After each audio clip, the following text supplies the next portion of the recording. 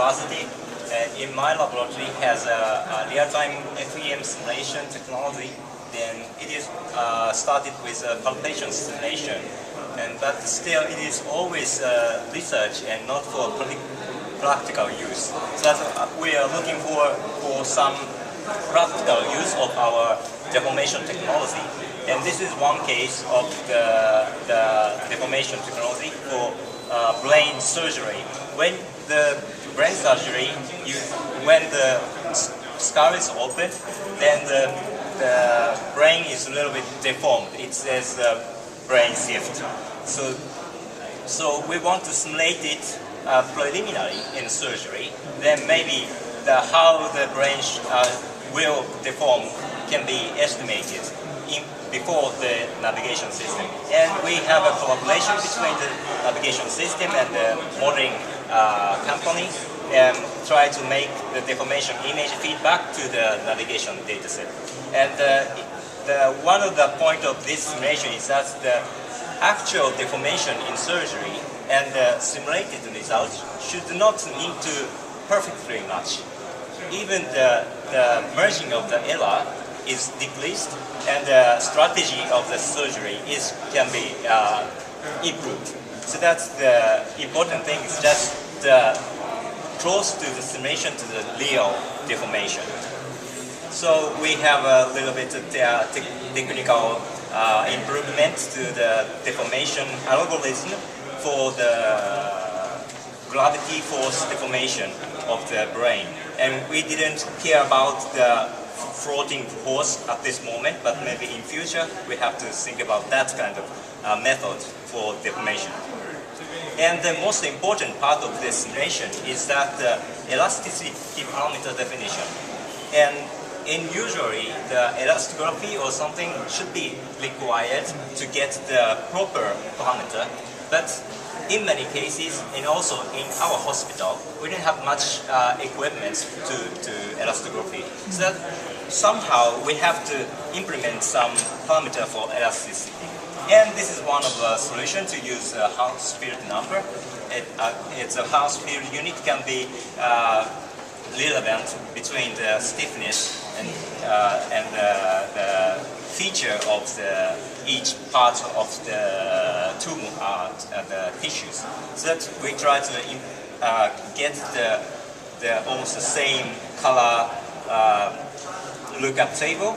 Here we try to use the same value for the elasticity modeling and combine two of them, then implement one of elasticity brain model.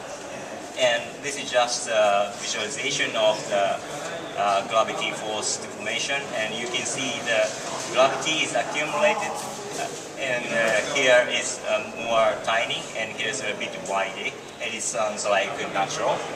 And also we develop some sustaining tissues, something like the tentrium cerebelli or something like this. And the balance of the gravity and the reaction force can be defined the final shape of the deformation. And this is one of the results of the brain modeling. And it sounds like good, and the total the shape of the deformation similar to the in actual operation site. This is around 1 to 2 centimeters sinking of the brain.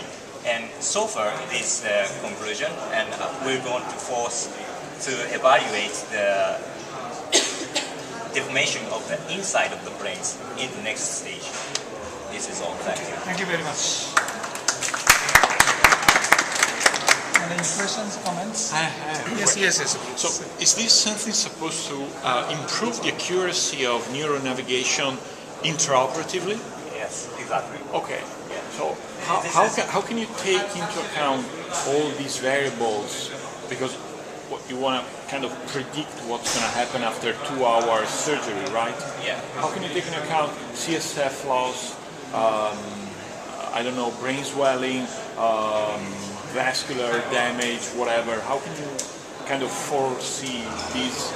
Yeah, almost we would want to apply a simple parameters for it.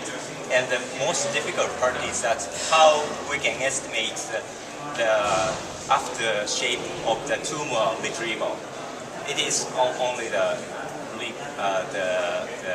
what's the limit of what we aim to.